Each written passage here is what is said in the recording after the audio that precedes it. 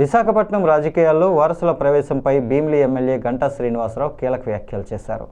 కేవలం వారసత్వం ఉంటే సరిపోదని, కష్టపడి పనిచేసి తమను తాము నిరూపించుకోవాలని ఆయన స్పష్టం చేశారు. తన కుమారుడు గంటా రవితేజ రాజకీయాల్లోకి వస్తే సొంతంగా నిరూపించుకోవాలని సూచించారు. వాళ్ళ యొక్క హార్డ్ వర్క్ పట్టి ఉంటుంది తప్ప రాజకీయాల్లో కేవలం వారసులతో సక్సెస్ అవ్వాలని లేదు.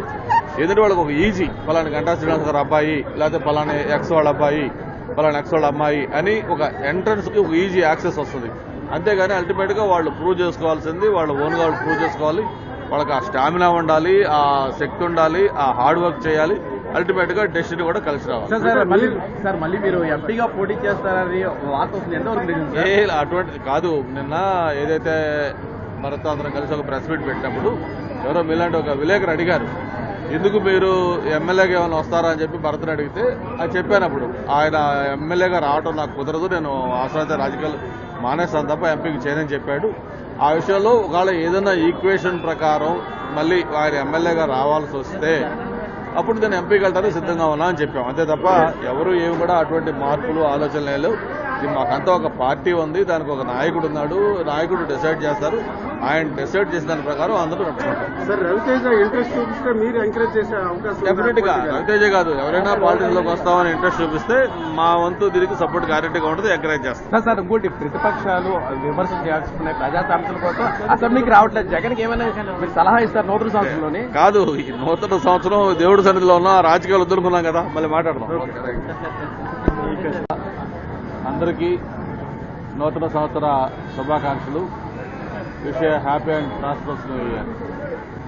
2025 ప్రత్యేకించి ఆంధ్రప్రదేశ్ రాష్ట్రంలో ఏదైతే గౌరవ ముఖ్యమంత్రి గారు కోరుకుంటా ఉన్నారో ఈ రాష్ట్రాన్ని స్వర్ణాంధ్రప్రదేశ్గా చేయాలి, ముఖ్యంగా పారిశ్రామికంగా అభివృద్ధి పనులు నడిపించాలని చెప్పని కళ్ళగంటూ దాని దగ్గర ప్రయత్నాలు చేయటం, పార్ట్నర్షిప్ సమ్మిట్ లాంటి ఒక ఇంపార్టెంట్ ఈవెంట్స్ వైజాగ్లో చేసుకోవటం.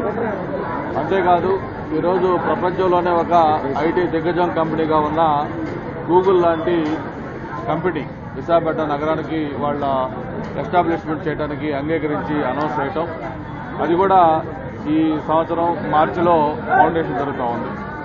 దాంతోపాటు ఏదైతే ఈ రాష్ట్ర ప్రజలందరూ కూడా సుఖ సంతోషాలతో సౌఖ్యంగా ఉండాలని, ప్రత్యేకించి రైతాంగం, యువత, మహిళలు అందరూ కూడా మంచి భవిష్యత్తు ఉండాలని కోరుకుంటూ ఈరోజు రాష్ట్రంలో ఒక డబుల్ ఇంజిన్ సర్కార్ ఏదైతే మనం చెప్తా ఉన్నామో దాని యొక్క ఎఫెక్ట్ తోటి ఒక జెట్ స్పీడ్ తోటి ఈ రాష్ట్రం పరుగులు తీస్తూ ఉంది.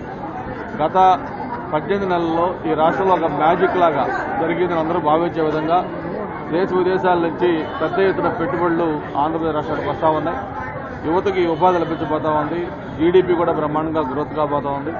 ఇంకా ఈ 2026లో మరిన్ని మంచి ఫలితాలు వచ్చే విధంగా ఈ రాష్ట్రం ముందుకెళ్లాలని కోరుకుంటూ, ప్రత్యేకించి మనందరం కూడా ఎంతో అభిమానించే ఈ సంపద వినాయక స్వామి మనందరికీ ఒక నమ్మకం, ఒక సెంటిమెంట్. ఆ స్వామి గారి దగ్గర ఈరోజు నూతన సంవత్సరంలో మొట్టమొదటిగా దర్శనం చేసుకొని కార్యక్రమాలు స్టార్ట్ చేసుకుంటున్నాం. స్వామి ఆశీస్సులు ఈ రాష్ట్రం పైన, ఈ రాష్ట్ర ప్రజలపైన, ప్రత్యేకించి అందరిపైన ఉండాలని మనస్ఫూర్తిగా కోరుకుంటా ఉన్నాం. Thank you.